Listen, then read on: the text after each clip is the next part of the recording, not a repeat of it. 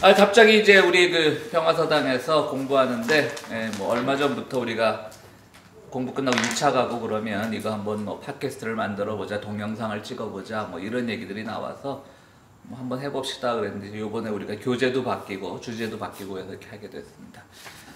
뭐 사실 우리가 오늘날 그 한국에도 보면 또 인문학에 대한 그런 여러 가지 열풍들이 많이 불고 있죠.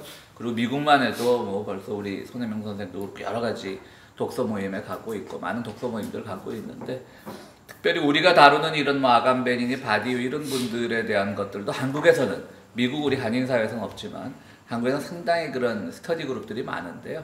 저도 공부를 하다 좀 막히는 부분이 있어서 이제 그런 분들 강의, 그러니까 이런 분들은 주로 정말 이분들을 전공한 제대로 공부한 분들인데, 그런 분들의 강의의 공통점이 더 어려워요. 얘기를 듣다 보면. 원서보다 무슨 말인지 잘 모르겠어. 그래서 이게 과연 대중 강연으로서 의미가 있을까라는 생각도 하고요. 그러니까 이 강의는 우리가 이제 제목을 정했어요. 그래서 산책이라고, 그냥 산책하면 왜 그냥 어슬렁거리는 거죠. 그러니까 이게 정말 우리가 뭐 아간벤이다, 뭐 바디우다, 지젝이다, 락강이다 완전히 깊이 있게 들어가지 못합니다. 저한테도 솔직히 그만한 능력도 없고요. 그러나 그런 분들이 주장한 것들이 오늘날 우리 사회, 정치, 사회, 문화에 어떻게 적용될 수 있는가를 뭐 그냥 산책하듯이 우리가 주머니 손 꽂고 들길을 걷듯이 그냥 좀 쉬엄쉬엄, 또 이 아간벤 자체에 우리가 집착하기보다는 아간벤을 통해서 보여지는 세상, 또 오늘 우리가 경험하는 이런 현실 정치의 문제들, 이런 것들이 어떻게 아간벤적으로 해석될 수 있나를 한번 살펴보자고자 하는 의미에서 우리가 산책이라고 이렇게 강의의 제목을 정해봤습니다. 그래서 오늘부터 이제 얼마가 될지는 모릅니다. 뭐 저도 공부에서 나오는 거니까 저의 이해 속도에 따라서 이 책이 뭐 몇 개월을 갈지, 뭐 한두 달 만에 끝날지 는 잘 모르겠지만, 어쨌든 오늘부터 아간벤을 시작해 보도록 하겠습니다. 자, 우리가 지난주에도 얘기했지만 아간벤과 같은 사람들, 뭐 바디우, 지젝, 요즘 뜨는 사람들입니다. 이게 소위 말해서 요즘 뜨는 철학자들인데요. 이 바디우는 이제 프랑스 사람이고요. 이 지젝은 슬로베니아 사람입니다. 아간벤은 뭐 이태리 사람이고요. 최근에 그 지젝은 스스로를 자기가 공산주의자라고 이렇게 말하는 사람인데, 지젝이 트럼프 정국에 앞서 자기는 트럼프가 미국의 대통령이 돼야 된다라고 말을 했어요. 그 사람들 다 놀란 거지. 아니 지젝이 어떻게 그런 말을 할 수가 있느냐, 감히. 그런데 이제 지젝이 말하고자 하는 의도는 그 이른바 힐러리는 불투명한 좌파라는 거죠. 진보 같지 않은 진보라는 거죠. 그렇게 불투명한 사람이 진보의 기치를 내걸고 미국이란 나라를 다스릴 바에야 차라리 트럼프같이 그야말로 막 나가는 우파가 돼서 미국이 한번 자기들이 갖고 있는 그 고민 속에 한번 깊게 빠져보는 것, 그게 미국을 위해서 더 좋다. 그러니까 한번 엿대봐라. 뭐 이런 의미로 이제 지젝은 트럼프를 지지를 했습니다. 그러니까 지지는 아닌 거죠. 일종의 우리가 흔히 말해 지지라고 하지만 지지라기보다는 약간 비아냥거린 건데, 재밌는 것은 이 트럼프의 와이프가 슬로베니아 출신입니다. 제가 농담으로 제 페이스북에도 이것들이 지역색으로 민족주의로 지지한 것이 아닌가 이렇게 썼는데요. 어쨌든 요즘은 동구권 철학자들이나 신학자들이 많이 뜨고 있습니다. 이게 특히 옛날에 슬로베니아가 어디냐면 유고 연방이었잖아요. 그죠? 유고 연방 중에 뭐 슬로베니아 있고 뭐 헤르체고비니아인가 뭐 이런 나라들 막 있잖아요. 그 나라 중에 하나가 이제 티토 사후에 7개의 나라로 분열되고, 그 과정에서 우리가 잘 알다시피 뭐 인종 청소라는 말도 나왔고, 이게 한 10몇 년 전에 우리가 정말 비극적인 일들을 한번 경험한 걸 기억하고 있지 않습니까? 어쨌든 그런데 그 동구권에서 이제 요즘 철학자나 신학자들이 많이 나오고 있는데, 그 이유는 아마도 이들이 그 동서양의 딱 중간 지점에 있기 때문이 아닌가. 서양이라고 하면 뭐 프랑스나 독일의 철학들, 그리고 동양이라고 하면 당연히 뭐 중국 철학이나 이쪽인데, 위치적으로 딱 가운데 있으니까 예전에 그 비잔틴 문화, 우리가 동로마 제국으로 중심되는 그 비잔틴 문화의 영향 아래 있던 사람들이 어떤 서구 철학의 한계를 깨닫고 요즘 굉장히 부각되고 있는 분위기다. 그 말은 바꿔 말하면 이 서양 철학이 굉장히 지금 위기에 처해 있다라고 하는 겁니다. 그러니까 이분들이 요즘 뜨는 철학자들이긴 하지만 또 공통점으로 하나로 묶이지는 않아요. 그 중에서 이제 아간벤 같은 사람은 우리가 흔히 라틴 철학을 대표하고 있다 이렇게 표현을 합니다. 라틴 철학을 대표하고 있다라고 하는 것이죠. 이쪽이 이제 동서양의 어떤 만남, 지리적으로 동서양 만남에서 이런 인물들이 나왔다면 바디우 같은 사람은 또 알제리 출신입니다. 알제리는 그 프랑스의 오랫동안 골치 아픈 나라였잖아요. 그 프랑스가 뭐 68혁명도 하고 이러면서 진보의 상징이었지만 알제리를 독립시켜주기까지는 프랑스도 오랜 세월이 걸렸죠. 그러면서 프랑스의 그야말로 민낯이 그대로 다 드러나지 않았습니까? 프랑스는 아주 멋있는 나라인 척했지만 알제리 문제 하나 해결해주지 못했다. 바디우 이제 알제리 출신이에요. 그러니까 또 어떤 그 아픔 같은 게 있는 그런 철학자겠죠. 이쪽은 또 지리적으로는 비잔틴 문화에 속했던 사람이고, 그러나 아간베는 라틴이니까 요즘 이제 그 일부 철학자들은 아간베를 굉장히 비판하기도 합니다. 이 사람은 본인은 가톨릭 신학자가 아니지만 남들이 보기에는 가톨릭 신학을 다시 부흥시키는 인물로 철학이란 것을 빙자해서 가톨릭 신학의 어떤 부흥의 측면을 보는 것이 아닌가라고 하는 그런 비판의 여지도 없지 않아 있습니다. 그래서 일종의 이제 라틴 계열과 뭐 프랑스 계열 이런 사람들이 뭐 비슷하게 주장하는 것들은 다 비슷하지만 또 아주 들어가 보면 미세한 차이들이 있게 되는 그런 현상을 우리가 보여주고 있는데요. 그 중에 이제 우리가 하게 되는 사람이 바로 이제 아간벤입니다. 아간벤을 공부하는 데 있어서 우리가 제일 소중하게 얘기해야 될 것은 뭐냐면 생명정치라고 하는 겁니다. 생명정치.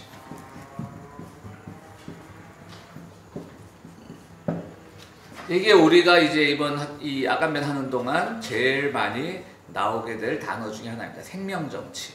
이게 뭐냐 생명정치라는 게 어떻게 보면 뭐 좋은 말 같기도 하고 나쁜 말 같기도 하고, 그러나 이제 요 아간벤이 특히 더 강조를 하고 이분들이 주로 강조하는 게 뭐냐면 정치 철학입니다. 정치 철학. 오늘날의 정치를 우리가 어떻게 볼 것인가. 정치 이 세 사람을 다 우리가 하나로 굳이 묵자면 다 정치 철학자라고 할 수가 있고요. 또 이 말은 바꾸어 말하면 정치 신학이라는 말로도 쓰이고 있습니다.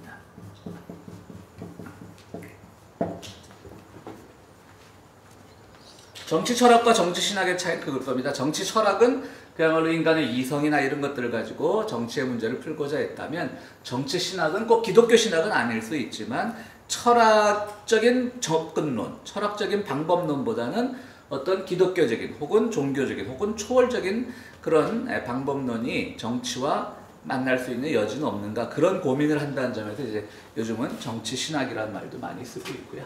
이 사람들이 이제 정치 철학자 혹은 뭐 일부에서는 뭐 정치 신학, 아간벤 같은 사람은 정치 신학이라고 부르기도 하고요.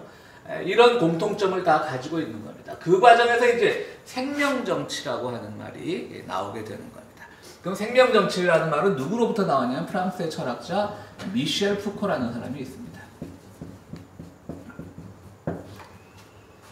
프랑스의 철학자 미셸 푸코라고 하는 사람이 있는데, 이제 우리가 요즘 정치 철학자들은 다 이제 좌파 계열의 철학자들이죠.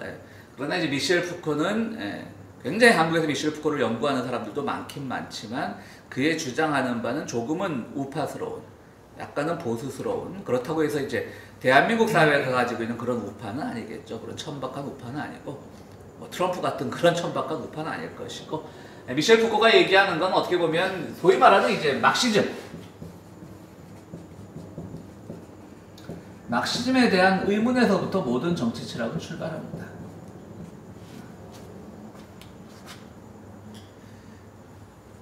이제 민주주의가 위기에 왔고 막시즘이 뭔가 대안처럼 보였는데 막시즘도 무너지게 되니까 막시즘에 대한 의문으로부터 출발하게 되는데요. 미셸 푸코도 바로 그런 점에 그런 흐름을 타고 있다는 점에서 이제 우파 철학자로 많이 분류되기도 하는데요. 미셸 푸코가 처음으로 이 생명정치라는 개념을 만들어냈습니다. 그럼 생명정치란 뭐냐? 그것은 우리가 흔히 말하는 어떤 통치성의 정치와는 반대되는 겁니다.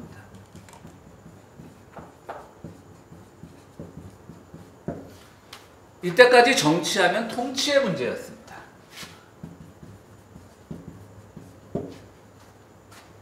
그렇기 때문에 뭐 칼 막스도 마찬가지였고요. 서구 민주주의의 역사도 봐도 뭐 우리가 기본적으로 정치사를 공부하다 보면 그것이 뭐 과두 정치, 뭐 귀족 정치 뭐 이런 거 막 세계사에 많이 나오지 않습니까? 그리고 나서 이제 프랑스 대혁명 이후에 또 영국의 명예혁명 이후에 어떤 소위 말하는 오늘날 말하는 우리가 그 민주주의라는 게 태동을 했습니다.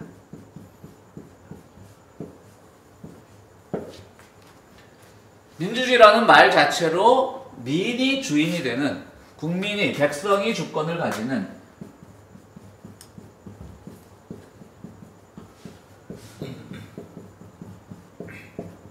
통치체제인 거죠.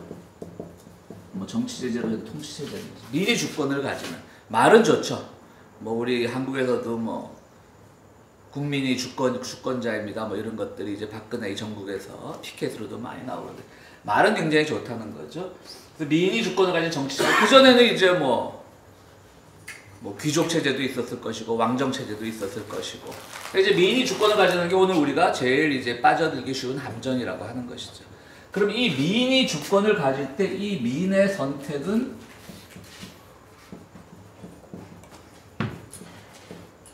과연 민중 스스로의, 과연 시민 스스로의 것인가?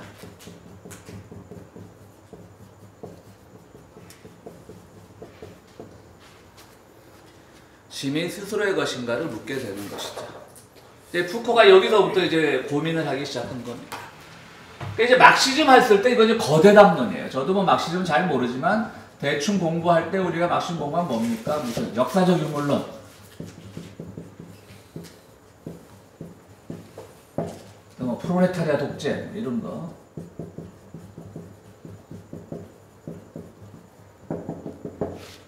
뭐 이런 것처럼 대부분 거대 담론입니다. 거대 담론. 큰 겁니다. 역사는 어떻게 흘러갈 것인가. 거대 담론이죠. 그리고 또 이 체제는 정말 이 모든 왕정 체제를 다 극복을 하고 이제는 프롤레타리아가 직접 지배하는 그런 세상이 와야 된다라고 하는 다 거대 담론이에요. 근데 여기 뭐가 빠져 있냐면 어떻게가 빠져 있는데 어떻게 할 건데 이 문제가 사실은 막시즘도 약했던 거죠. 그 과정에서 물론 아주 없었던 건 아니죠. 무슨 그야말로 혁명의 이야기도 있었을 것이고 뭐 계급 모순을 극복한 얘기도 있었을 것이고 많이 있었겠지만 그 어떻게의 문제가 늘 빠져 있었기 때문에 많은 사람들이 이제 막시즘에 대해서 1960년대 중반부터 프랑스를 중심으로 회의론이 막 일어나기 시작하는 것이죠. 거기다가 재밌는 것은 지난주에도 제가 잠깐 얘기했지만 프랑스에 1968년에 왜 68혁명이라는 게 있었죠. 프랑스에.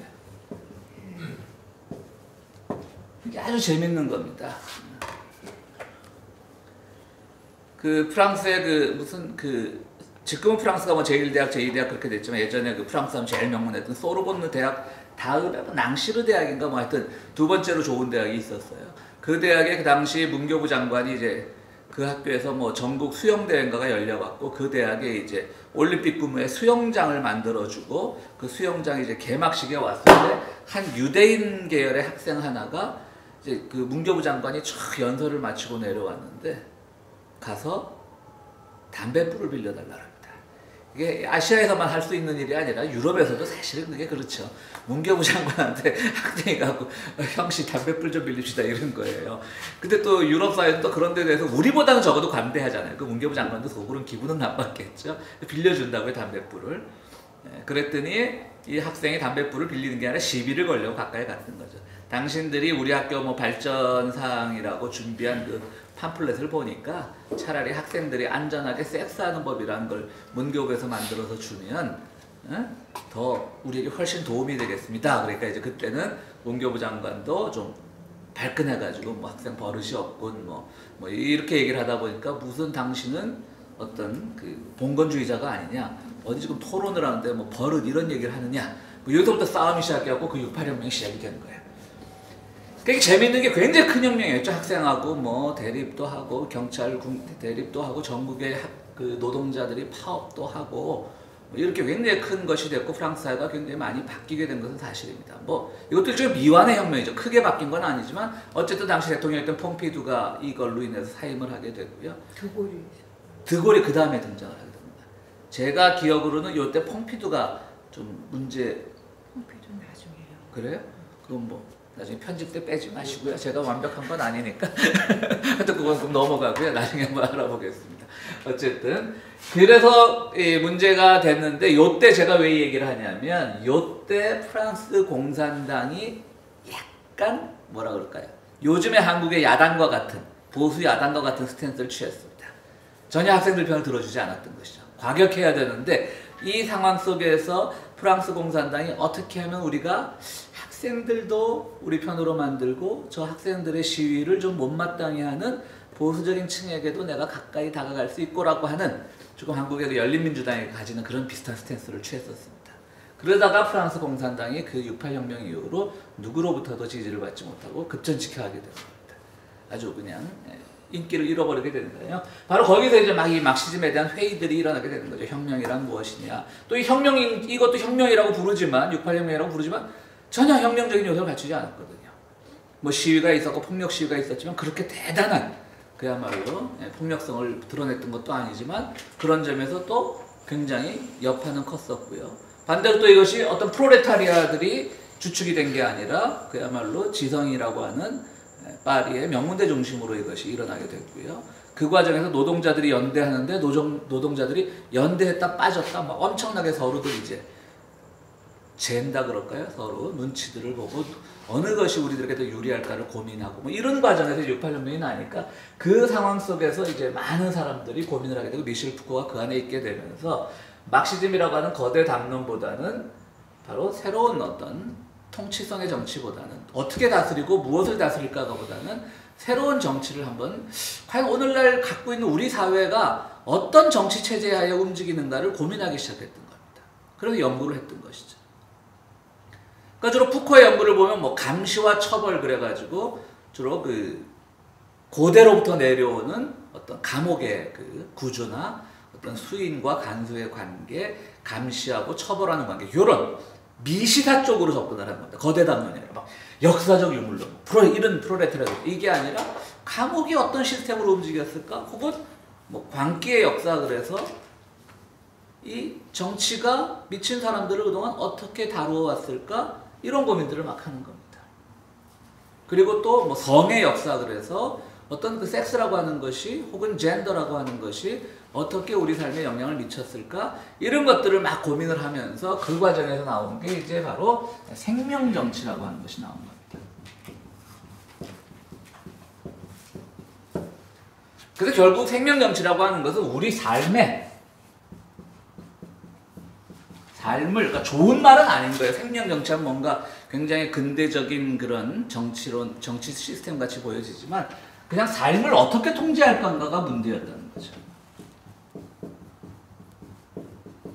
보니까 오늘날의 정치가 이런 뭐 민주주의 누구에게 주권이 있고 뭐 어떤 시스템을 통해서 뭐 국회가 뭐 단원제냐 양원제냐 내각 책임제냐 뭐 대통령 책임제냐 뭐 시민 자치제냐 뭐 이런 그런 어떤 통치성의 개념이 아니라 오히려 보니까 지금의 그 정치는 삶을 어떻게 통제하느냐, 삶을 어떻게 통제하냐, 어떤 생명의 문제에 다가가고 있다라고 미셸 푸코는 결론을 내리게 됩니다. 그 삶의 문제가 뭐냐면 이제 감시와 처벌, 죄수들을 어떻게 감시하고 어떻게 처벌하고, 그 성의 문제 이런 것들이 어떻게 또 접근이 되고, 혹은 미친 사람을 어떻게 또 사회에서 규정할 것이냐, 뭐 이런 것들을 이제 얘기를 하게 되는 것이죠. 대표적으로 이제 푸코의 그 뭐 관계 역사 이런 것들 보면. 주로 이제 뭐 사회에서 어느 일정 정도의 규범을 세워놓고 그들을 미친 사람으로 규정하는 것이 일종의 바로 삶을 규정하는 거죠. 그래서 사회 어떤 이단아들, 사회 부적응자들을 이 사회 시스템 속에서 배제시킴으로써 자기들이 다스릴 수 있는 자기들의 어떤 철학에 맞는 사람들만 정상적인 시민으로 인정하는 그런 역사를 서양에서 보여왔다라고 하는 것이죠. 그래서 이제 생명정치라는 말이 나오게 된 겁니다. 그런 점에서 이제 그 아감벤이 바로 푸코로부터 생명정치의 개념을 이어받아서 오늘날 이제 생명정치라는 말을 가장 많이 쓰고 있는 철학자인데요. 아감벤은 이제 생명정치를 어떻게 보냐면 푸코는 여기서 나온 게 이제 계보학이라는 말인데요. 그러니까 뭐 이렇게 족보를 하는 거죠. 야, 생명정치가 언제부터 이렇게 족보가 있느냐? 어떻게 그렇게 된 거냐? 본래는 우리가 뭐 민주주의 정치하면 뭐 예전에 그리스에서부터 시작된 그런 어떤 정치 그런 걸로 늘 뭐 정치학 전공하면 그런 것도 배우잖아요, 그죠? 뭐 플라톤이 어쨌고 아리스토텔레스가 어쨌고 이런 거부터 배워왔고 뭐 그리스의 정치 제도들 이런 것들 공부해 왔을 텐데 이제 그런 것들을 공부하는 게 계보학인데 푸코는 이런 감시와 처벌이나 관계 역사 이런 걸 보면서 본래는 그렇지 않았는데. 있었는데 이것이 통치성의 정치에서 생명 정치로 넘어오게 된 것을 이제 푸코 기준으로 봤을 때 중세 이후의 일로 보는 거죠. 감옥 제도가 성립이 되고 뭐 이렇게 됐다라고 보는 것이죠. 그런데 이제 아간베는 생명 정치라는 말을 쓰는데 푸코와는 어떤 차이가 있냐면 웃기지 마라. 이건 본래부터 서양 정치에 있던 개념이었다라는 것이 푸코와 아간베의 차이인 거예요. 본래부터 서양 정치에 생명 정치라는 게 있었고 거기는 바로 기독교라고 하는 것이 있었다라고 하는 것이죠.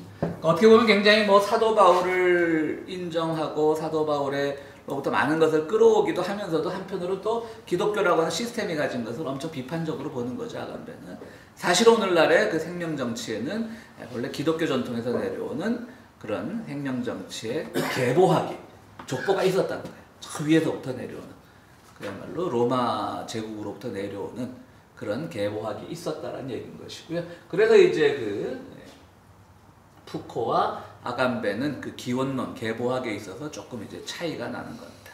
자, 그럼 이제 어떤 질문을 우리가 할 수 있게 되냐면요. 이제 예를 들어 쉽게 얘기해서 오늘 우리가 자유라는 걸 한번 생각을 했을 때 참 좋잖아요. 자유라는 개념이. 그죠? 자, 특별히 자유라는 개념이 언제부터, 물론 자유라는 개념은 서양 정치를 이끌어온 굉장히 중요한 화두였던 건 사실이지만 시민의 자유, 뭐 선택의 자유, 표현의 자유, 아주 중요한 개념이었던 것은 사실이지만 그것이 특별히 더 중요하게 여긴 건 1980년대 후반 소위 말하는 동구권의 붕괴 이후에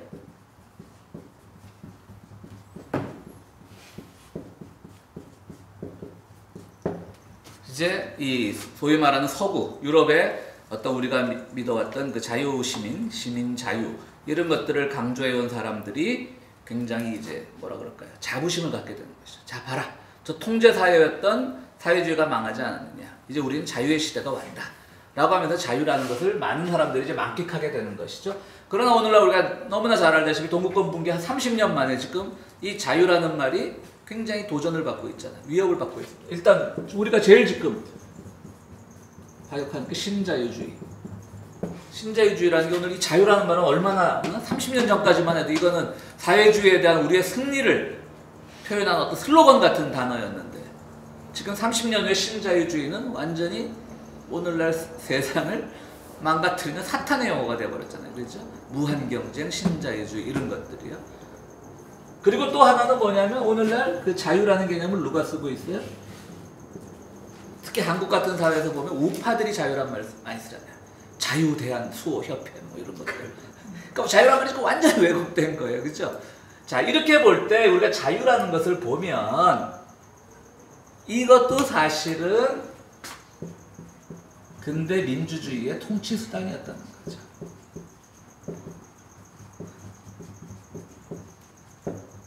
제가 북한 얘기를 늘 할 때마다 뭐 일부에선 저보고 뭐 좌파라고 하지만 전 늘 얘기할 때마다 저는 북한이라는 사회를 별로 좋아하지 않는다고요.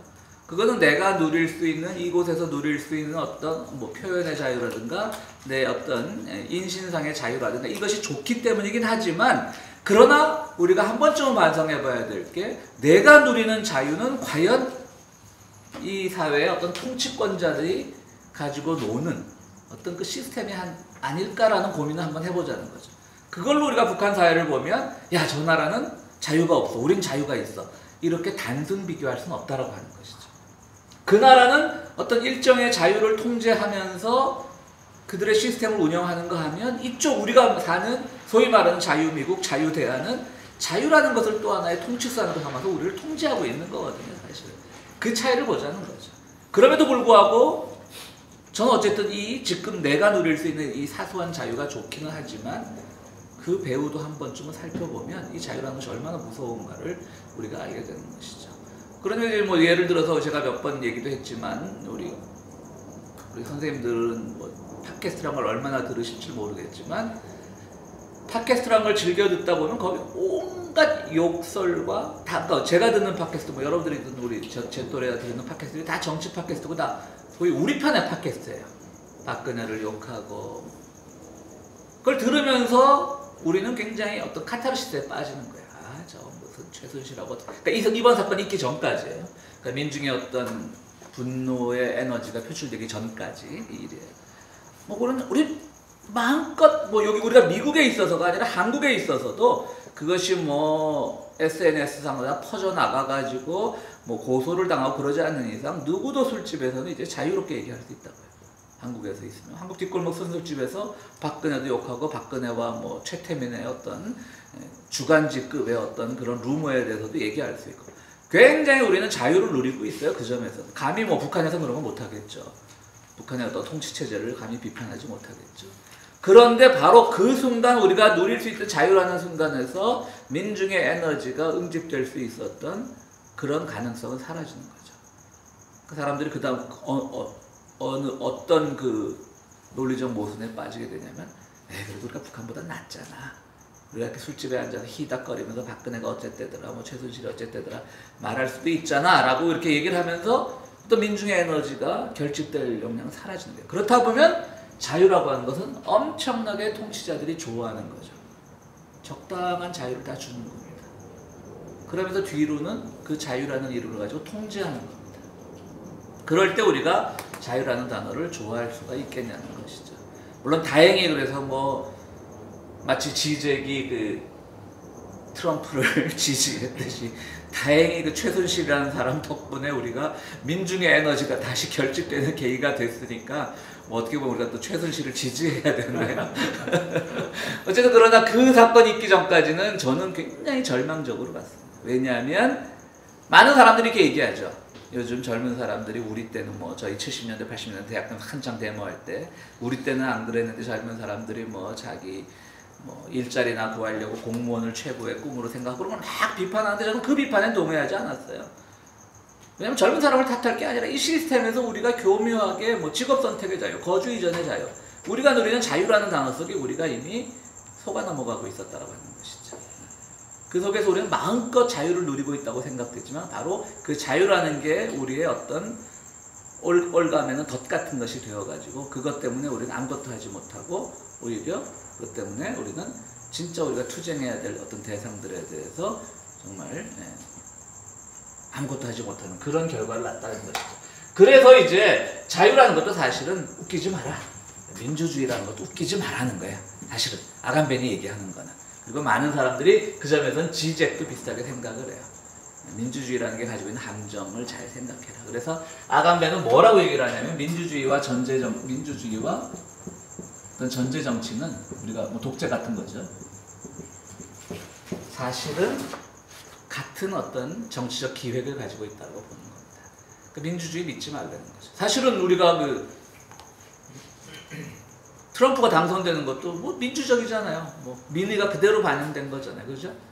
그 백성들의 자유로운 선택에 의해서 대통령이 된 거예요. 거기서 누가 뭐 한국처럼 박근혜가 대통령 될 때 아직도 일부에서는 부정개표가 있었다라고도 말을 많이 하고 그러는데 그런 미국이 그런 것이 가능한 사회도 아닐 터이고요. 분명히 됐습니다. 그러나 그것을 우리가 아주 아름다운 민주주의 제도 중에 하나다라고 감히 말할 수 없게 되는 거죠. 그런 점에서는 자유도 바로 통치수단이라고 하는 것이죠. 그래서 어쨌든 이런 통치수단을 잘 보다 보니까 오늘날 생명정치라고 하는 영역으로 통치수단이 옮겨오고 있다. 이렇게 이제 푸코로부터 시작해서 아간벤으로 결론을 이제 아간벤에 와서 그 생명정치라고 하는 말이 굉장히 이제 인기를 끌고 있는 겁니다. 오늘 생명정치는 바로 그런 것들입니다.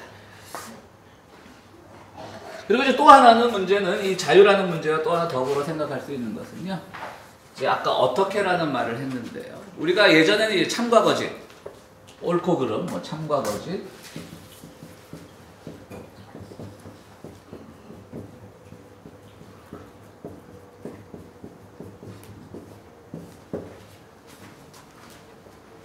옳고 그름의 문제에 우리는 굉장히 집착을 했었습니다.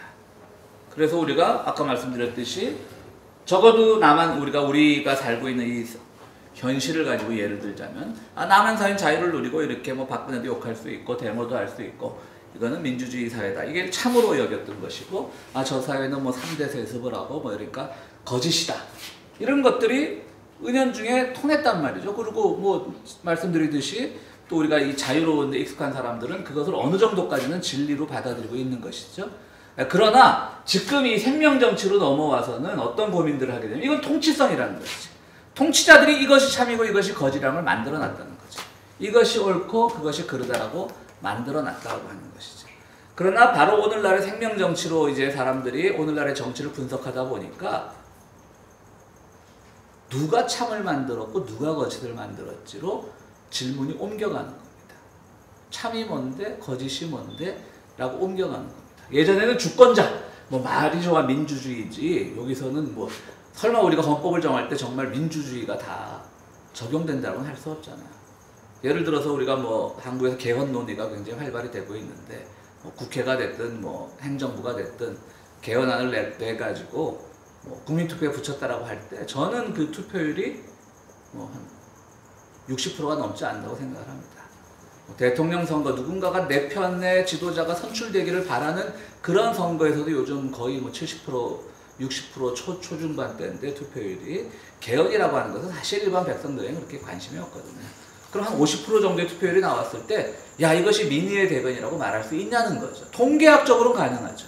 그래도 유권자의 반 이상이 투표장에 가서 그들이 또 찬성표를 던졌다라고 할 때 그것이 우리가 그냥 통계학적으로 또 학교에서 배우는 강의실에서 배우는 민주정치라고 하는 그 입장에서는 그것이 참일 수 있다고 말할 수 있지만 그것은 결코 민의의 대변이 아닌 거죠. 그거는 누군가가 그 법을 위반한 사람들 그리고 그 법에 따라서 이득을 볼 수 있는 뭐 언론들 혹은 기득권층들 그런 사람들의 이익을 대변하는 것이지 결코 많은 사람들의 지지를 얻었다고 그게 참이라고 할 수 없다라고 하는 것이죠.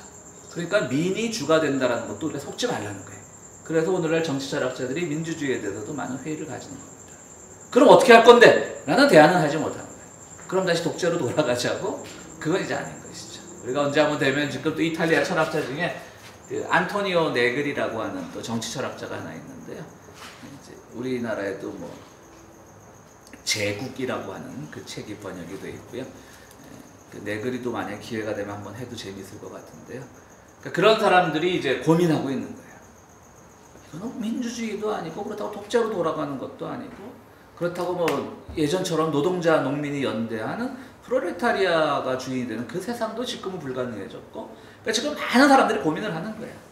서양 세계를 지탱해왔던 근대 이후의 서양 세계를 지탱해왔던 민주주의라는 것은 이제는 분명히 한계에 왔고 그것은 절대로 참도 아니고 그렇다고 거짓이라고 말할 수도 없지만 참도 아닌 세상을 우리가 살고 있다라고 그렇게 이제 말하고 있는 시대에서 이제 민주주의 위기라고 하는 겁니다. 그렇다면 참과 거짓, 옳고 그름을 누가 정할 것인가? 정할 수 없다는 거죠. 그럼 우리는 기껏 해봤자 그것이 의존하는 게 바로 법이라는 거였는데요.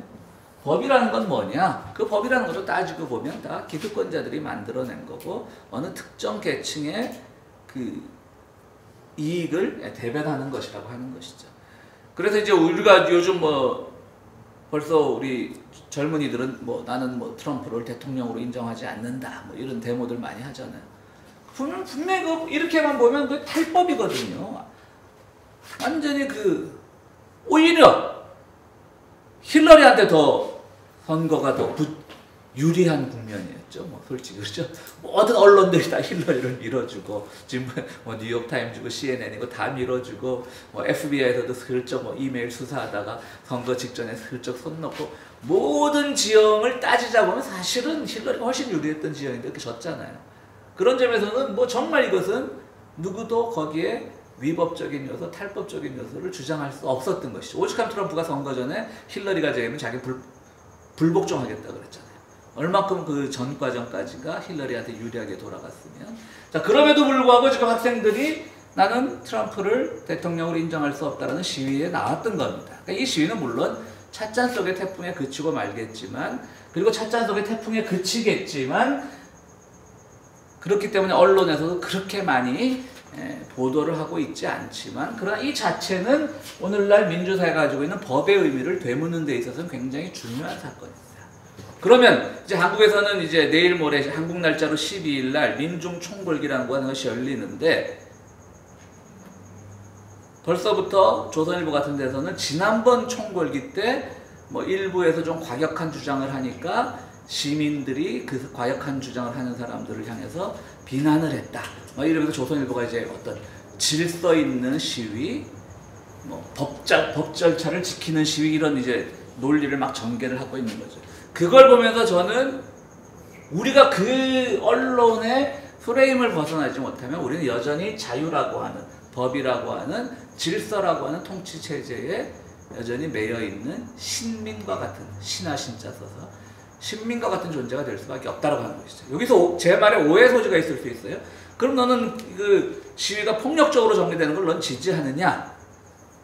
그러다가 또 그 다음 이제 방법론적으로 가면, 결과론적으로 하면, 그래가지고 오히려 저들에게 빌미를 줘서 군대가 개입하고 그래서 이나마 달아오른 어떤 민주적 저항적 에너지가 그냥 무너지는 걸 너는 원하느냐라고 하면 저는 분명히 그렇진 않죠. 뭐 저만 해도 제가 한국에 있을 때, 한국에 지금 있다고 가정을 했을 때 당연히 12일 날 광화문에 나갈 것이고 데모를 하는데 제 주변에서 그 시위가 폭력적으로 번지면 저는 슬쩍 자리를 피할 거라고요. 겁이 나서, 솔직히 말해서. 거기에 말려들기 싫어서. 하지만 저는 겁이 나서 피하지 이것이 옳다 그러다를 내가 함부로 규정짓지 않겠다는 거죠. 그 무슨 말씀인지 아시겠죠? 그날 거기서 폭력적인 시위가 일어날 수도 있어요. 모든 사람이 동의하지 않아요. 근데 그건 나중에 경찰이 판단할 몫이고 언론이 판단할 몫이지, 같은 시위자끼리 우리는 질서를 잘 지키고 있는데 너는 왜 몽둥이를 들었니? 너는 왜 화염병을 들었니? 라고 말하지 말라는 거죠. 제 말씀 이해하시겠죠? 폭력 시위를 조장하겠다는 것이 아니라 우리 자체가 지금 질서나 법이라는 것에 의해서 통치되고 있다는 걸 좀 깨달았으면 좋겠다는 거죠.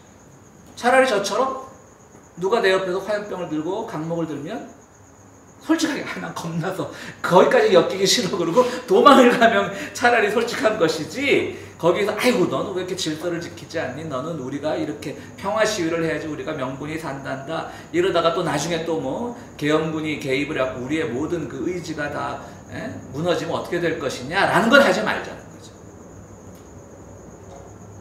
뭐 그게 바로 이 소위 말하는 오늘날 우리가 통치성의 정치에 아직도 매몰되어 있다고 하는 것이죠. 그래서 자유라는 이름, 질서라는 이름, 어떤 합법이라는 이름, 이런 것들이 굉장히 중요하지만 그걸 누가 결정을 했냐는 거죠. 그러니까 그거 자체가 어떻게 형성되었는가를 한번 고민해 보자는 거예요. 그래서 우리 스스로가 어떤 통치 기제로, 말은 좋은 거니까 북한의 3대 세습보다는 우리의 자유가 좋은 것이고, 뭐 통제 사회보다는 우리의 자율적인 결정이 더 좋은 것이고, 이렇게 하는 과정 속에서 우리가 놓치고 있던, 우리가 속고 있던 그 통치성에 예속되는 그런 어리석음을 범하지 말자는 겁니다. 혹시라도 우리 선생님들도 혹시 동의 안 하실까봐, 너 그럼 법 어기자는 말이냐? 폭력 시위하자는 말이냐? 뭐 이렇게. 김 선생님 어떠세요? 제 생각에는 뭐 아니 근데 조선일보는 또 왜 그런 기조로 나와? 조선일보는 항상 그렇죠. 뭐. 자기네가 룰을 정해주는 거죠. 룰을 정해주는 거지, 맞아. 법을 정해주는 거지. 못하기 시작. 조선일보 이번에 근데 확실한 어떻게- 사인을 보냈대. 우리한테 예. 그래서 12일 날 이제 진짜 되는 겁니까?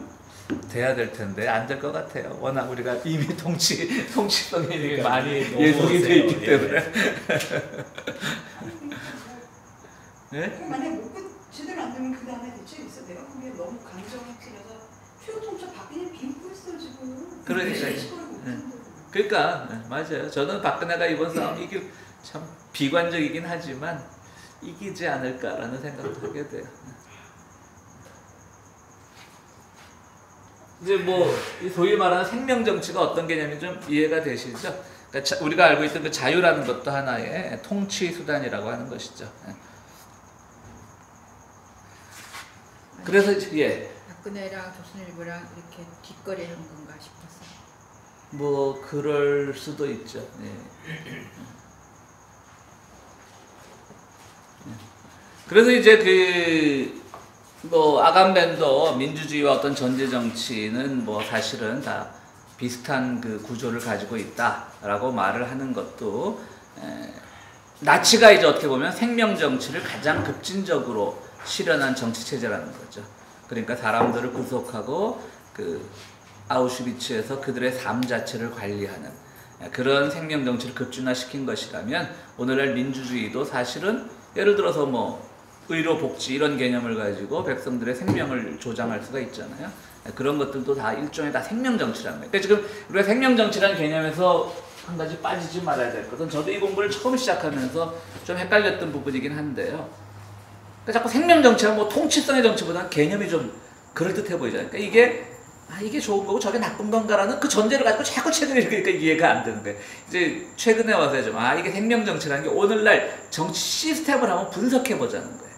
그리고 거기서 좋은 것과 나쁜 것을 한번 가려내 보자는 것이죠. 그러니까 뭐 통치성의 정치는 나쁜 거고 생명의 정치, 생명 정치는 좋은 거고 이런 개념이 아니라 통치성의 정치가 생명 정치로 넘어왔고 생명 정치는 오늘날의 우리 삶을 관장하는 어떤 정치 시스템의 하나인데 그 속에서 이제 아간벤 같은 경우 것이 기독교부터 내려왔던 기독교로부터 내려온 어떤 질서 속에 있었던 표현된 것이라고 그렇게 말을 하는 것이고요. 그것이 경우에 따라서는 통치성의 정치보다 더 위험할 수도 있다라는 그런 가설을 내세우고 있는 겁니다. 그래서 나치가 그런 생명 정치를 했다면 현대 민주주의도 그런 생명 정치를 하고 있는 거고요. 그 과정에서 그럼 민주주의는 과연 최고의 선이냐라고 하는 질문을 던질 수밖에 없는 것이 바로 이제 이 생명 정치라고 하는 것이죠.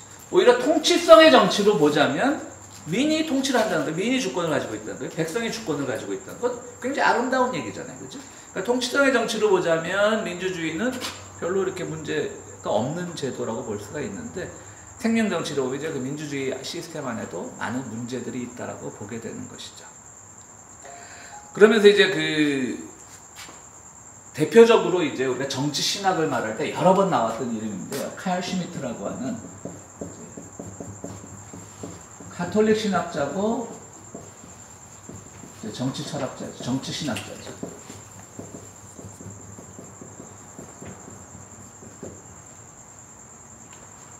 우리말로 번역하면 하여튼 뭐 100몇 페이지밖에 안 되는 짧은 정치 신학이라는 책하고 몇 권의 저작을 남기지 않았는데 오늘날 민주주의의 위기를 제일 먼저 인정했다는 점에서 칼 슈미트는 아간벤도 칼 슈미트를 인용하고 칼 슈미트는 누구나 지금 다 인용하는 사람이 됐습니다. 이 사람이 누구냐면 나치 초기에 히틀러 밑에서 무슨 법무부 장관인가 뭘 했던 사람이에요. 그러면서 소위 말하는 나치의 그 정치 철학이 자리 잡게 하는데 1차적인 책임이 있는 사람이었습니다. 그럼 왜 칼 슈미트는 그런 일을 했냐면 저는 법학을 전공하지 않아서 잘 모르겠습니다만은 법학을 전공하는 분들의 말을 들으면 그 독일에 그 당시에 있던 그 바이마르 헌법이라고 하는 것이 굉장히 정말 가장 이상적인 법이었다고 합니다.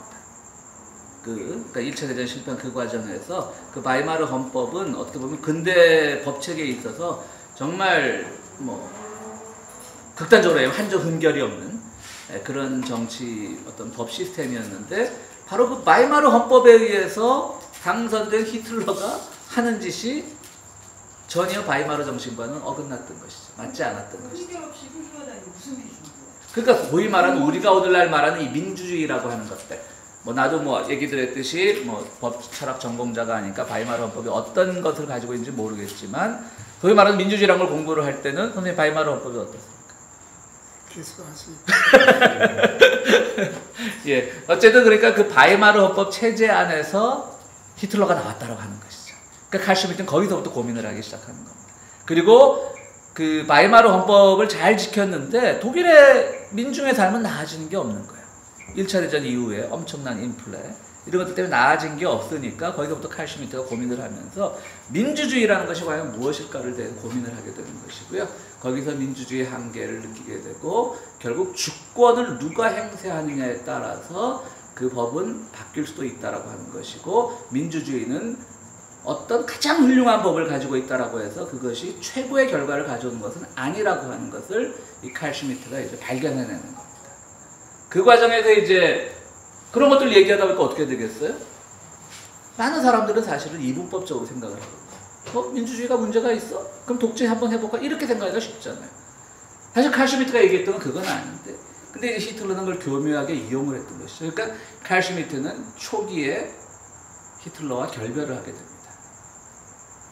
그 결별한 이유인데도 그 히틀러가 그렇게 철권 통치를 휘두를 때도 히틀러 입장에서 보면 자기를 배신한 사람인데 칼 슈미트는 건드리지 않았죠. 그만큼 아마 영향을 많이 받았던 모양입니다. 그래서 그는 이제 2차 대전 종전을 맞았고요. 2차 대전 종전을 맞았는데도 일단 뉴렌베르크 이 전범재판소에 재판이 넘겨졌었습니다. 칼 슈미트는.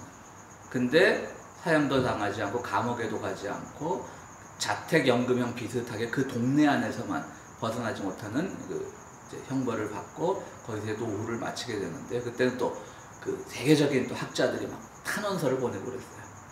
칼 슈미트는 살려야 된다, 살려야 된다.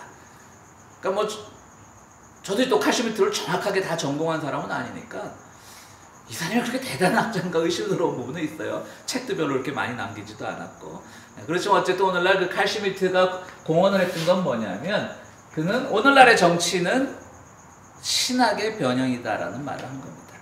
결국은 오늘날의 정치 시스템은 다 신학으로부터 내려온 거예요. 신학이란 건 뭐예요? 사실은 하나님의 통치를 말하는데 기독교인들에게 말하는 신학은 물론 서구에서 말하는 신학은 조금 다릅니다. 우리는 여기 있는 사람들이 하나님이라고 말할 때는 약간 배타적인 겁니다. 나는 기독교니까 하나님이라고 말하면 그냥 정말 다른 분들이 믿는 하나님과는 다른, 그죠? 다른 사람들이 말하는 하나님과는 다른 나의 어떤 뭐 조물주, 뭐 구원자, 뭐 이런 개념을 갖고 제가 하나님이라고 말하지만 서구 사회에서 하나님이라고 말할 때 그냥 막연한 초월자인 거예요. 신앙 고백적인 의미가 아닌 거예요. 그러니까 여기서 말하는 신학은 바로 그런 거죠. 기독교인들이 말하는 오직 하나님만이 유일신이고 하는 그런 그 의미의 신학이 아니라 어떤 초월적인 혹은 뭐 초월적 하면 또 너무 좀 그러니까 외부 개입적인 인간의 철학이나 이성으로는 해결할 수 없는 외부 개입적인 그런 의미를 가진 그런 차원에서 신학이라고 말하는 것이고요. 칼 슈미트 이제 정치 신학이라고 말하면서 사실은 오늘날의 정치 철학은 정치는 신학의 변형이라는 말을 하게 되는 겁니다. 사실은 기독교 서구 사회에 흘러 내려오던 어떤 기독교로부터 오늘날 정치 체제가 잡혔다라고 말하는 것이고요. 그것이 따지고 보면 칼 슈미트는 지금 고인이 되었지만 아간벤까지 쭉 연결이 되는 겁니다. 그러면서 이제 그 정치 철학 혹은 생명 정치라고 하는 것들이 나오게 됩니다. 자, 이제 아간벤으로 이제 본격적으로 우리가 이 책 오늘 뭐 1장 할 수 있을지도 모르겠는데, 자, 이제 아간벤이라고 하는 사람이 한 1900년대 초부터 이제 속된 말로 뜨기 시작했습니다.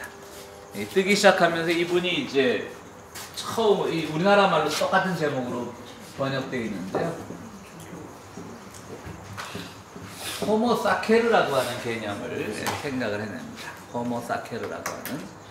그래서 이제 그 똑같은 출판사에서 이 똑같은 표지로 이제 한국어로 호모 사케르 써 있는 책도 이제 이 정도 두께로 이제 번역이 되어 있는데요. 이 책도 또 뭐 이 책 못지않게 어려운 책입니다. 호모 사케르도.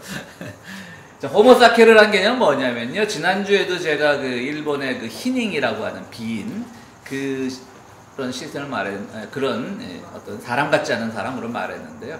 한국에 이제 백정 같은 계급이 있었을 것이고요. 고대 사회의 호모 사케르라고 하는 게 사케르는 이제 세이크리드, 그러니까 성스러운 인간이라는 뜻이에요. 번역만 그대로 하면. 근데 이걸 우리 책을 쓸 때 그냥 성스러운 인간 하면 뭔가 되게 좀 책 제목도 이상할 것 같으니까 이제 그 아간벤이 만들어낸 개념은 아니고 본래 있는 라틴어겠죠. 그 호모 사케르라는 개념이 성스러운 호모 세이크리드, 그러니까 그런 의미인데요. 성스럽다는 말과는 달리 인신제사가 있을 때, 그러니까 사람을 제물로 바치는 그 시스템이 있을 때 이 사람은 너무나 어떻게 보면 성스러움과는 별개로 이 가치가 없어서 제물로도 바칠 수 없는 인간이랍니다. 그래서 저는 이걸 이해할 때 참 쉬운 게 뭐냐면 예전에 오래전에 한국에서 그 임꺽정이라는 드라마가 있었는데 그 드라마 보면 임꺽정이 이제 뭐 그 당시 뭐 무슨 임진왜란인가 뭔가 전쟁이 났을 때 제가 군인 힘은 좋으니까 군인으로 나가겠다라고 이제 그 지원을 하는데 떨어집니다. 거기서 백정놈이 무슨 애국을 생각하냐. 그러니까 백정은 애국도 못하던 시절이었던 거죠. 그래갖고 이제 산속에 들어가서 뭐 그 산적이 됐다 뭐 이런 드라마의 한 장면이 기억이 나는데 일종의 그런 거죠. 너무 천박한 아주 천민 존재이지만 실제로는 너무 천민이어서 희생 제물로도 바쳐줄 수 없는데 반대로 또 이 사람은 그렇다고 해서 죽여도 또 죄가 되지 않는 거예요. 고대 사회라고 해서 뭐 함부로 죽였겠어요. 그 나라 그 제도 하에서도 살인자라는 게 있었을 터인데 그럼에도 불구하고 이 사람은 죽여도 죄가 되지 않아요. 또 뒤집어 생각하면 바로 100년 전까지 우리 캘리포니아에도 그런 법이 있었대잖아요. 유색인종은 밤에 돌아다니면 총 쏴도 된다 그랬대요. 뭐 심지어 안창호나 이런 분들이 여기 캘리포니아 살 때도 그러니까 낮에는 사탕수 농장 가서 일은 하지만 밤에 돌아다니면 누가 뭐 위험 인물로 보고 총을 쏴서 죽여도 그게 괜찮은 그런 법이 있었대요. 캘리포니아에. 그 정도로 이제 그러니까 그런 호모사케르라고 하는 것을 이제 고대 문헌을 통해서 이제 발굴을 해낸 겁니다. 이 아간벤이요. 그리고 여기서 또 어떤 개념을 발견을 했냐면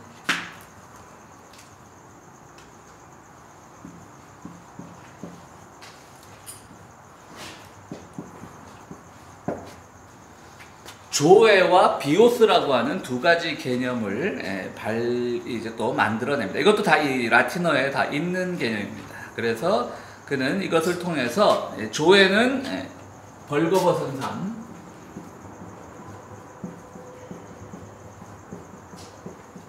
그는 정치적인 생명.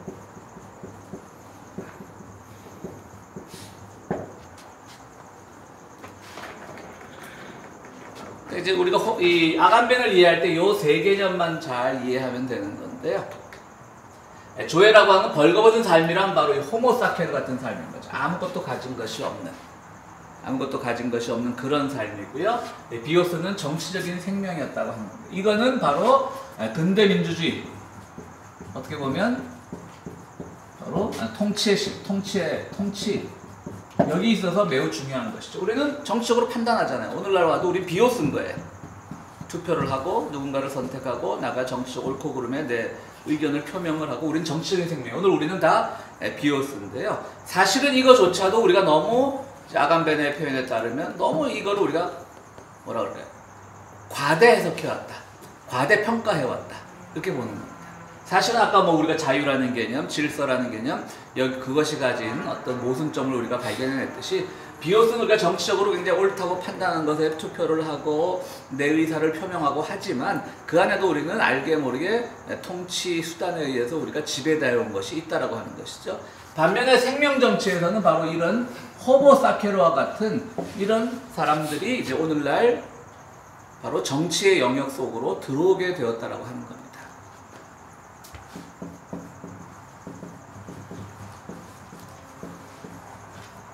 정치의 영역 속으로 들어옵니다.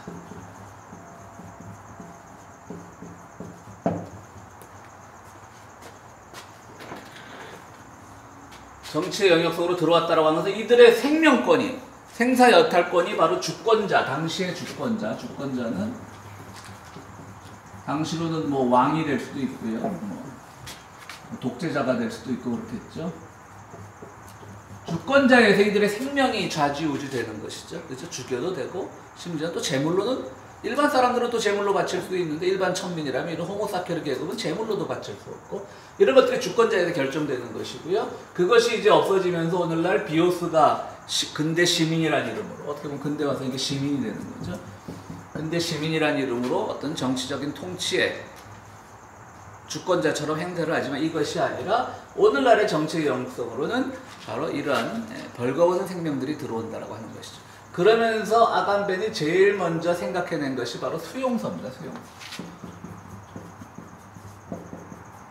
수용소는 이게 아간벤이 크기 시작한 게 바로 1차 걸프전 이후부터 이제 아간벤이 그 철학계 이름을 내기 시작했었거든요. 그러니까 아버지 부시가 일으켰던 1차 걸프전. 그 이후로 이 수용소 문제가 계속 나오잖아요. 거기에 있는 사람들은 어떤 그 일종의 호모사케르 같은 거예요. 분명히 미국이란 나라는 법 질서가 잘 지켜지는 나라라고 우리가 믿고 있잖아요. 미국 하면 뭔가 민주주의 어떤 모범이 잘 지켜지는 나라고. 한데 그 미국 속에서 그들은 어떤 일을 벌였냐면 포로들을 고문하고 또 심지어는 뭐랄까 세뇌를 통해서 그들에게 정보를 빼내려고 하고 심지어는 20살짜리 밖에 안 된 여군이 이라크 포로들을 벌거벗겨 놓고 개 끌듯이 끌고 다니고 그리고 또 스탠포드 대학의 한국계 교수 하나가 또 그런 말도 했죠. 고문이라고 하는 것은 통치에 있어서 불가피하게 인정할 수밖에 없는 합법적인 것이다. 뭐 이런 말도 하고 그런 것들 속에서 이제 그 조르조 아간벤이 이제 각성을 하기 시작합니다. 아, 호모사케르가 오늘날도 수용소를 통해서 나타나고 있구나. 바로 법이지만 법 속에 있지만 법의 영향을 받지 않는.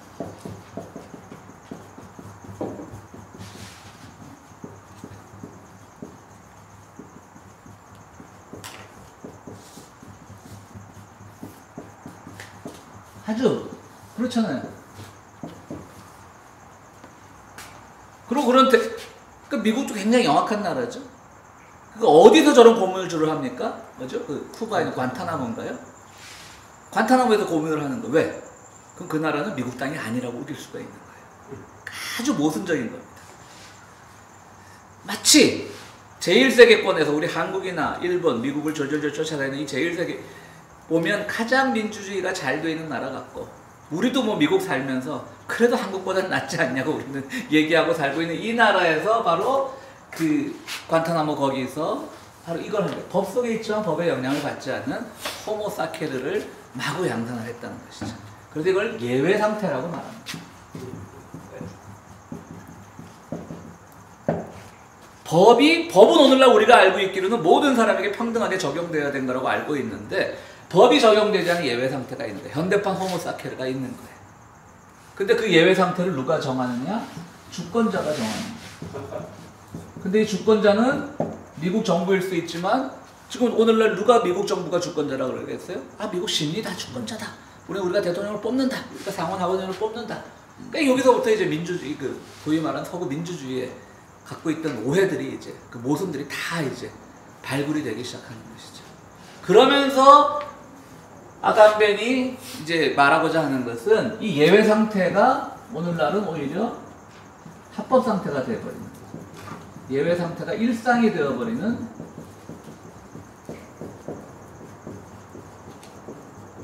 현실이죠. 사실 우리가 진정으로 우리가 민의를 가지고 민주를 실천하는 주권자를 가진 백성이라고 생각한다면 이런 데 분노를 해야 되는 거잖아요. 근데 대부분의 사람들은 그냥 신문만 보고 현아 몇 번 찌찌 차는 걸로 우리의 의사를 표현해버리지 직접 분노의 현장, 저항의 현장이 나타나지 않거든요. 왜냐하면 우리 의식 속에서도 이라크 포로는 그냥 우리 같은 진보, 좌파들 속에서도 그냥 이라크 포로는 생각하기 싫은 거예요. 그죠? 부지불식간에 저거 그냥 호모사케르인 거야. 내가 그를 위해서 왜 희생을 해? 라고 하는 그런 은연중의 생각들이 우리를 지배하고 있는 거죠.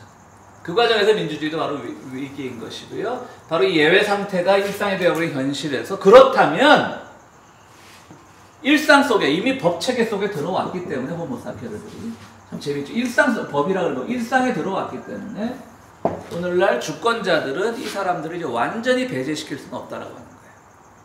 그렇기 때문에 역으로 이런 호모사케르나 이런 수용소에 있는 예외 상태에 있던 사람들이 실제로 생명정치의 수단과 대상이긴 하지만 오히려 그것을 거꾸로 생명정치에 도전을 하고 생명정치를 흔들 수 있는 그런 존재가 돼야 된다고 보는 것이죠.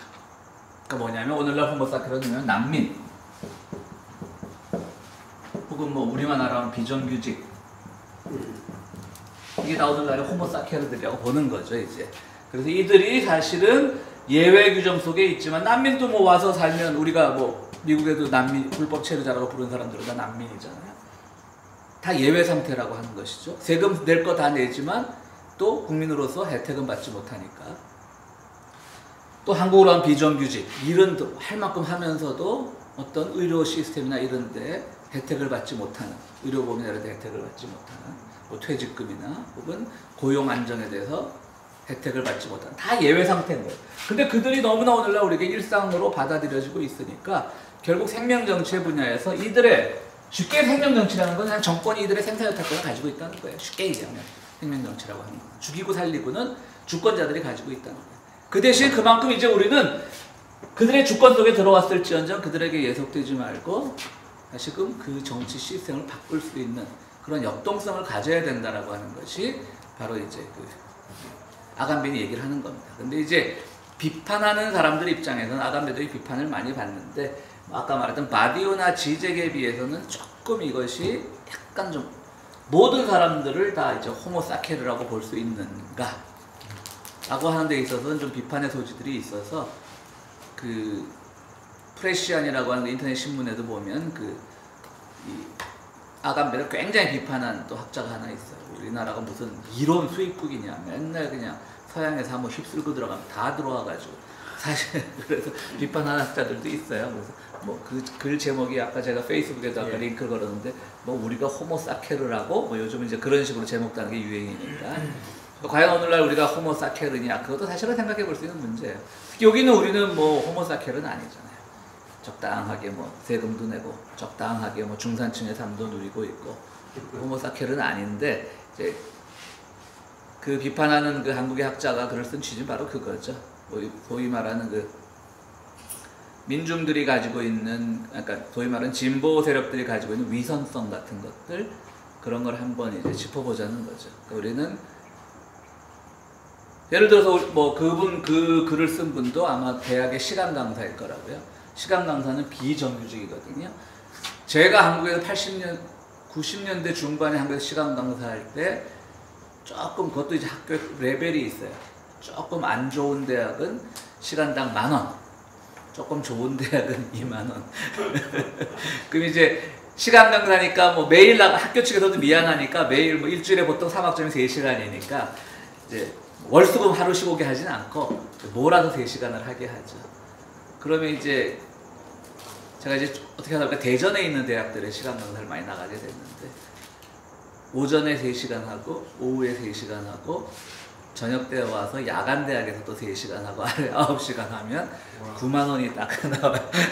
90,000원이 이제.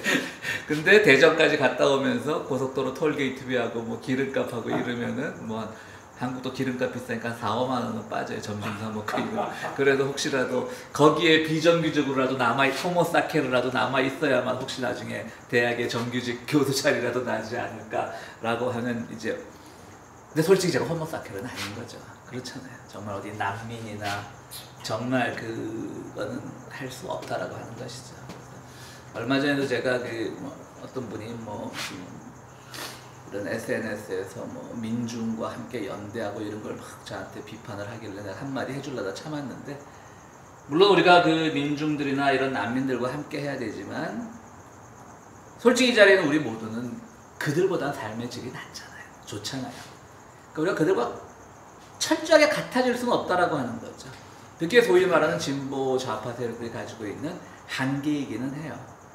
우리는 이론적으로도 무장되어 있지만 솔직히 어떤 삶에 있어서도 진짜 우리가 호모사케르 같은 삶을 살고 있지 않은 것은 사실이잖아요. 그들의 삶을 우리가 걱정하고 아파하고 분명히 모순이라고 생각하지만 그들과 함께 같아질 수는 없다라고 하는 거죠. 그러면 우리는 어느 정도는 우리가 좀 더 솔직해야 된다라고 하는 것이죠.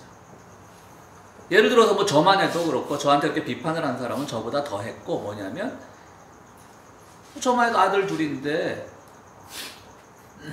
맨날 뭐 어떤 학력사회를 비판하고 그런 걸 비판하면서도 저도 그냥 아들 둘을 어떻게 보면 이 계급사회 이 먹이사슬 속에서 상위에 위치시키기 위해서 공부시켰거든요. 부끄럽지만. 그냥 너 니들 알아서 해. 니들은 민중사회 처음부터 그냥 민중의 삶 속으로 들어가서 비정규적으로 일생을 마쳐. 그럴 자신 없거든요. 솔직하게. 그렇잖아요. 다들 여기서 우리 솔직해지자는 거죠. 또 그렇게 하는 것만이 반드시 옳다라고 하는 얘기는 아닌 거예요. 제가 드리고 싶은 말은 우리가 호모사케르라고 하는 그 아감벤의 이론에서 호모사케르적인 삶을 생각을 하고 그들이 오늘 생명정치 속에서 어떻게 이용당하고 그럼 그들의 이용을 우리가 막아내고 그것을 역으로 이용해서 오늘날 정치 시스템을 분석하고 그것을 바꿔낼 수 있는 역량을 가지게끔 우리는 이들과 함께 연대해야 되지만 우리 스스로가 마치 이런 것처럼 착각을 하면 오히려 그것이 저는 도움은 안 된다고 봅니다. 우리는 솔직히 대단한 부를 누리고 있지는 않지만 그들보다는 낫고 그들을 전혀 또 동정도 해서는 안 되겠죠. 가능하면 그들과 함께 하려고 하고 그들의 입장에서 우리가 그들을 이해하려고 노력해야 되겠지만 그들은 아니라 우리가 그들이 될 수 없다라고 하는 것이 아마 우리가 다 호모사케르라고 하는 그 프레시안을 비판한 학자들이 약간 그런 취지였던 것 같아요. 너무 우리 이론만 수입하지 마라 이런 취지로 얘기하고 과연 우리가 오늘날 뭐 박근혜한테 당하는 모든 사람들을 우리가 일괄적으로 호모사케르라고 할 수 있느냐 그렇지 않거든요. 어떻게 따지고 보면 LA에서 시위를 해도 마찬가지고 한국에 시위를 해도 마찬가지고 누가 나옵니까? 그날 몇 시간 빼도 안 굶어 죽는 사람들이 나오거든요. 솔직히. 그렇죠? 그건 우리가 솔직하게 인정을 하자는 거죠. 네.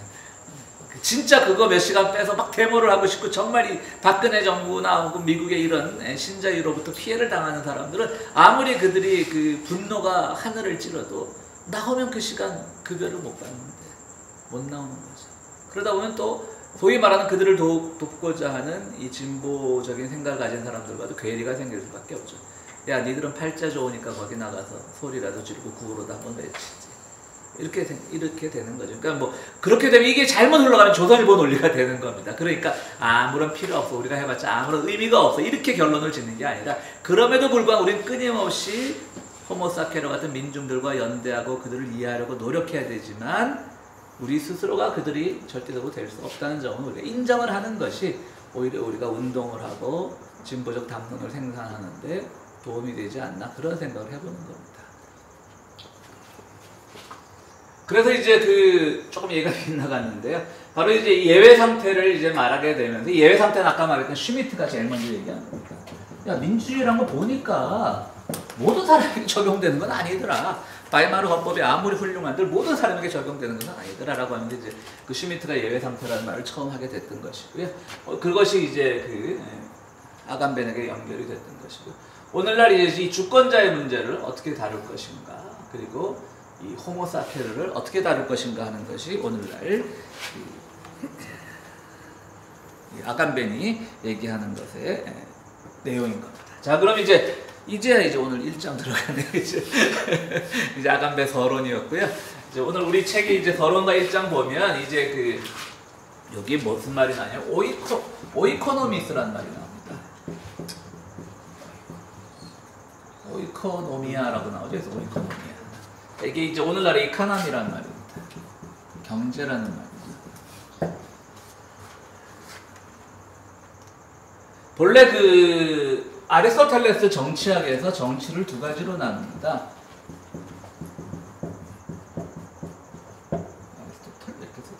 어쨌든 폴리스와 오이코스라고 하는 두 가지로 나눕니다. 이것은 공적 영역이고 이것은 사적 영역입니다.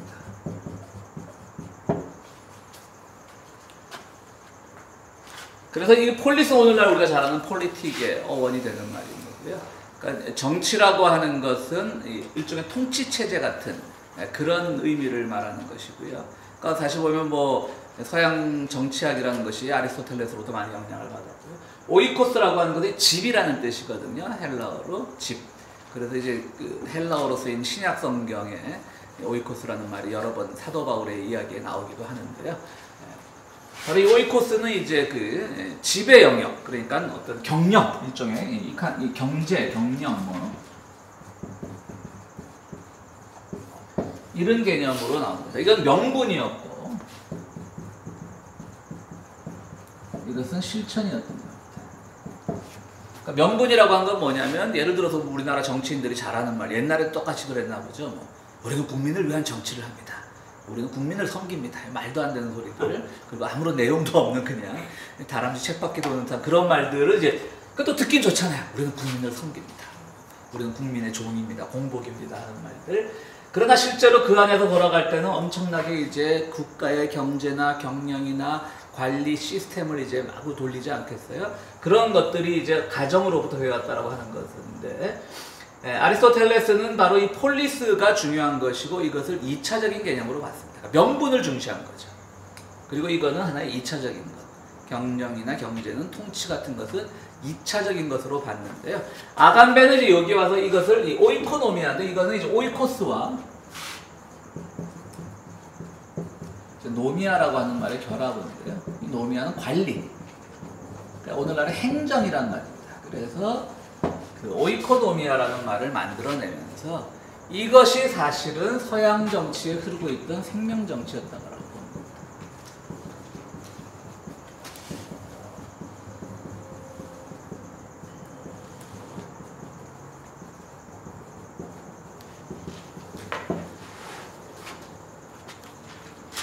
서양 정치에 흐르고 있던 생명 정치라고 이렇게 아간벤은 얘기를 하고 있는 겁니다. 우리가 잘 몰랐지만, 이제 아간벤 얘기죠. 우리가 잘 몰랐지만 서양 정치라고 하는 것이 어떤 아리스토텔레스의 폴리스와 오이코스의 이 개념으로부터 이어받은 것으로 알고 있지만, 실제로는 폴리스, 아리스토텔레스가 1차적인 개념으로 했던 폴리스의 정치학이 아니라, 이것은 어떻게 보면 통치성의, 아까 말했던 푸코 이전의 정치학의 기본 개념으로 봤던 통치성의 철학인데, 그게 아니라 사실은 어떤 생명 정치적인 것, 어떻게 우리가 그들을 관리하고 통치해야지. 그러니까 관리라고 하는 거죠. 명분보다는 관리였다고 하는 것이죠.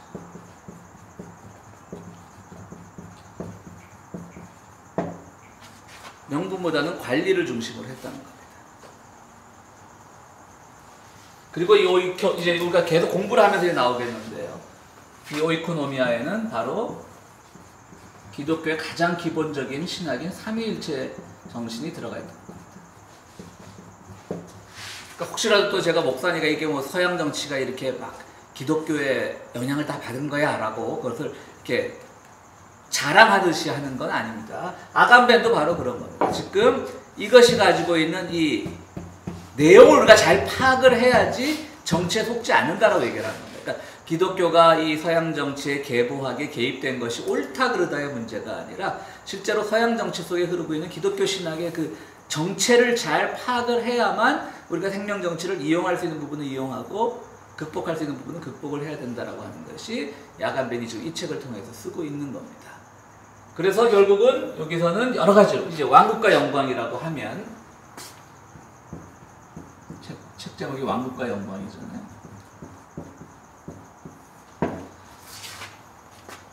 왕국이라고 하는 하나의 정치 시스템을 유지하기 위해서 실제로는 폴리스처럼 굉장히 뭐가 시스템이 잘 되고 이랬을 것 같지만 실제로는 이것이 통치 방식으로 삼았던 것은 영광의 통치 방식이라는 거죠.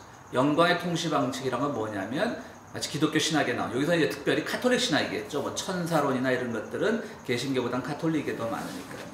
카톨릭 신학에 나온 어떤 천사들, 오늘날의 행정체계 관료 제도가 다 보면 초대 교회의 어떤 천사 제도 이런 것들로부터 많이 배워왔다고 하는 것이고 오늘날 미디어를 통한 정치 선동, 정치 뭐 홍보 혹은 이 여론을 조작하는 것, 여론을 이끌고 가는 것도 다 사실은 어떤 영광을 내세우기 위한 기독교 신학의 일부였다라고 얘기를 하는 겁니다. 그러면서 이제 바로 이것이 오늘날 영광을 어떻게 이 통치에서 이용을 해왔고 이 영광이 사람의 생명에 어떤 영향을 미치고 있었는가를 계속 이제 아간벤은 이 두꺼운 책에서 계속 설명을 해 나가는 겁니다. 결국 왜 이 권력은 이 행위, 통치를 위한 것인데 그냥 통치만 폴리스처럼 통치만 잘하면 되지 거기에는 왜 의식, 그러니까 리추얼이죠, 리추얼. 영광의 의식 같은 것들을 갖고 왔느냐.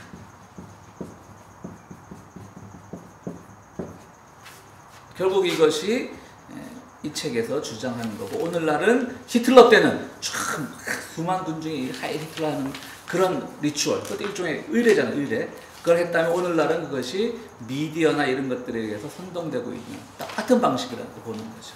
민주주의라는 이름하에 미디어나 이런 것들이 똑같은 방식으로 내려오고 있다고 하는 겁니다. 그래서 그런 것들을 이 책에서 공부를 하게 되는 것이고요. 1장도 바로 그겁니다. 하나는 이런 정치신학, 폴리스 같은 정치신학과 오이코노미아 같은 이런 어떤 통치의 방식 이런 것들이 서양 정치에 내려왔던 두 개의 큰 패러다임이었다라고 아간벤은 분석을 하는 거고요. 그렇다면 기독교 신학이 이렇게 들어왔다는 거예요. 오이코노미아를 통해서 서양 정치 철학에, 서양 정치 시스템에. 그렇다면 기독교 신학은 기본적으로 종말론을 향한 거잖아요. 예수께서 다시 이 땅에 오셔서 이 세상의 모든 역사를 파기하고 모든 이때까지 세상의 모든 시스템을 다 이제 일거에 아무 의미 없는 것으로 무력화시키고 하나님의 나라가 열린다는 것이 기독교의 종말론이잖아요. 그런데 그렇다면 오늘날 서양의 정치 철학이 기독교 신학에서 영향을 받았다면 그렇다면 기독교 신학도 정치 철학도 어떤 최종적인 종말의 시점을 향해서 나가야 될 것이 아니냐라고 묻는 질문이 있을 수 있다고 하는 거죠. 그런데 오늘날의 현대 정치 철학은 바로 이 종말을 지연시키는 겁니다. 그래서 정치의 영역을 확장시키는 겁니다. 확장이라고도 됐고 지연인 거죠. 지연시키는 거죠.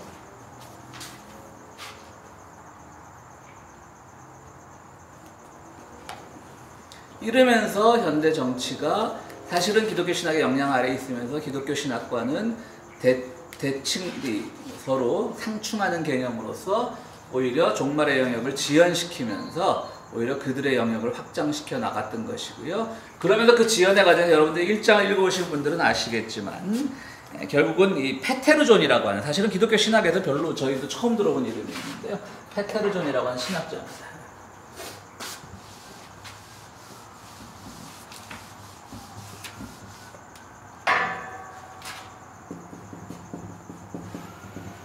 아마 이 페테르존은 제가 알기로 우리나라에 뭐 번역되어 있는 책도 없는 걸로 알고 있어요. 저도 이걸 공부해 처음 들어볼 생각인데 슈미트와 대비를 시킵니다. 특별히 페테르존은 뭐라고 얘기를 하냐면 결국 유대인이 회심해야만 종말이 온다라는, 기독교 신학에서는 그게 유대인이 늘 그야말로 뭐라 그럴까요? 골칫덩어리거든요. 예를 들어서 마태복음 28장에 보면 예수께서 마지막으로 승천할 때 땅끝까지 이르러 내 증인이 되라고 이렇게 얘기를 하는데, 그 땅끝이 어디냐라는 것에 대해서 이제 많은 신학자들이 뭐 이론이 다양한데, 결국 유대인, 뭐 예수께서야 뭐 지구가 둥글은 걸 몰랐겠지만 또 뭐 복음주의권에서는 예수는 모든 걸 다 아는 분이었으니까 그때 이제 지구가 둥글다는 걸 알고 계셨는지 그러니까 돌다 보면 땅끝이 시작점이라는 거죠.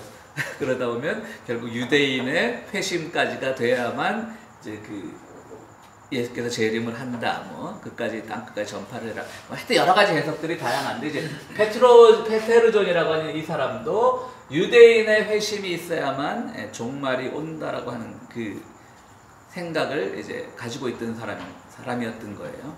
그렇다 보면 이 슈미트는 뭐라고 얘기했냐면 종말을 지체시키는 요소는 이 제국이라고.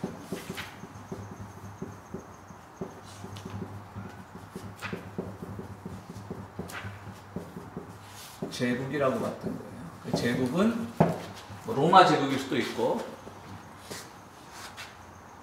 그때만 해도 히틀러가 제3제국을 선포하기 전이니까.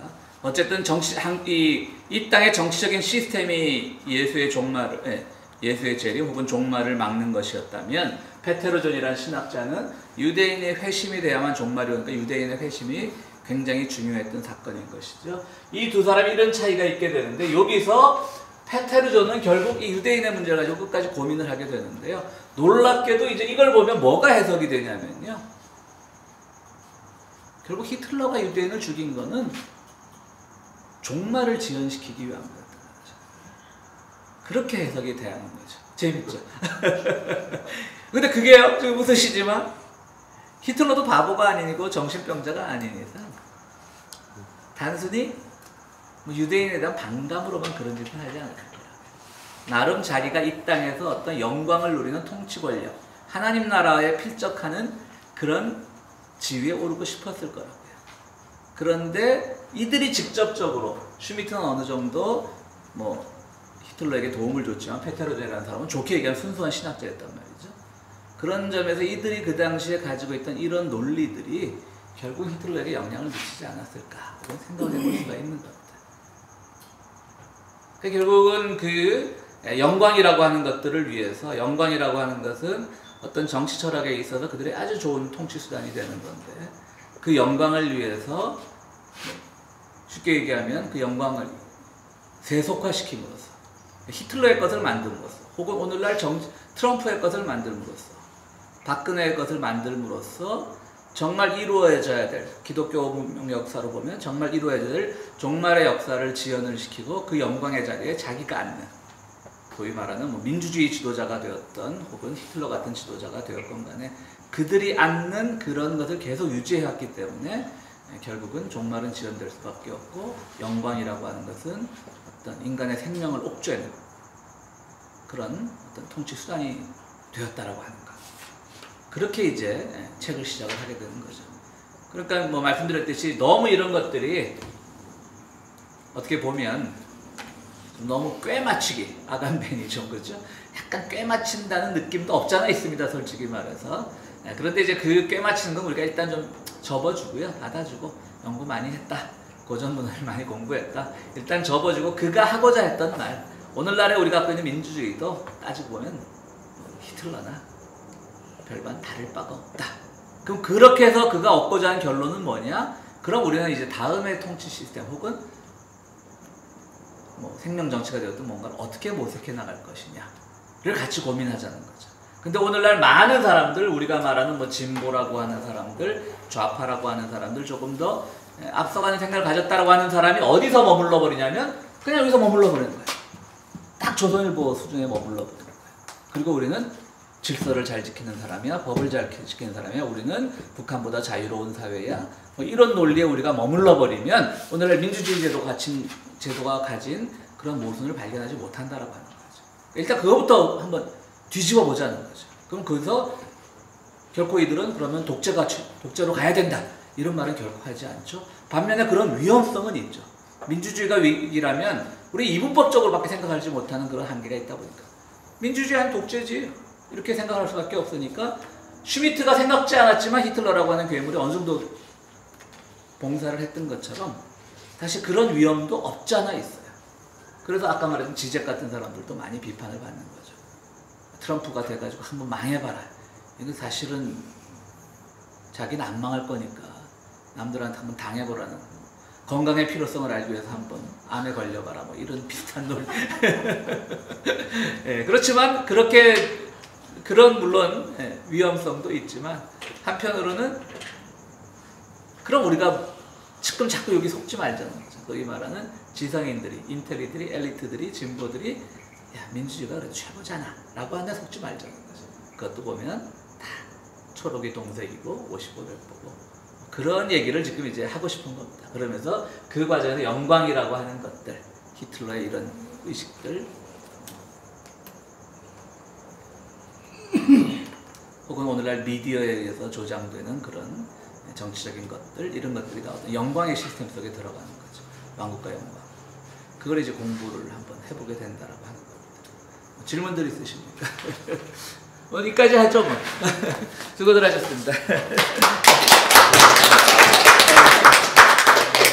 선생님, 유태인의 회심이 뭡니까? 돌아올 회자. 아니, 예. 그 뜻은 아니지만 기독교인의 입장에서 봤을 유태인의 때는 회심이 뭡니까? 기독교인의 입장에서 봤을 땐 그들이 다 예수를 고백하는 거예요. 이건 기독교적 영어인 거죠. 그 예수를 인정하라. 예. 예수를 인정하면은 종말이 온다. 그렇죠. 예. 그러니까 어쨌든 서구 사회는 유대인은 끊임없이 호모사케르적이었고 서구 역사, 철학은 다 기독교 신학이 주류였으니까 그렇게 보게 되는 거죠. 유대인을 마이너리티로 보게 되는 거죠. 근데 유태인이 믿는 유태교는 뿌리인데 예. 여기에서 나온 한 가지를 이 뿌리가 인정을 못하는 것은 힌두교의 뿌리가 가지로 나오는 불교를 인정 못하는 거나 똑같은 거 아니에요? 똑같지만 그러니까 유태교인이었고 유태교가 믿는 구약을 믿으면서 유태인들은 아직 선지자가 나오지 않았다라고 믿는데 이거 어느 날 문선미 같은 사람이 나와가지고 이러면은 웃기는 이건 거죠. 뭐야? 근데 이제 우리를 끄집어내가지고 신이라고 칭한다?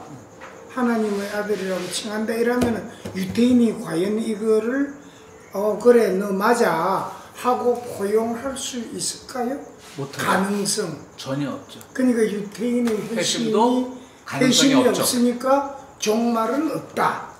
결론은 나 지금 그러니까 그게 결론을 말하고자 그게 이제 어떻게 가냐면 그러니까 종말을 그러니까 페테르존이라고 하는 신학자 그런 뜻으로 얘기한 건 아니겠지만 그거를 우리가 한 번 더 역설적으로 해석을 하면 저것들 다 없애버리면 종말이 오지 않을까. 그러니까 그게 어떤 히틀러적인 걸로 표현됐을 수도 있다라는 가능성이 있죠.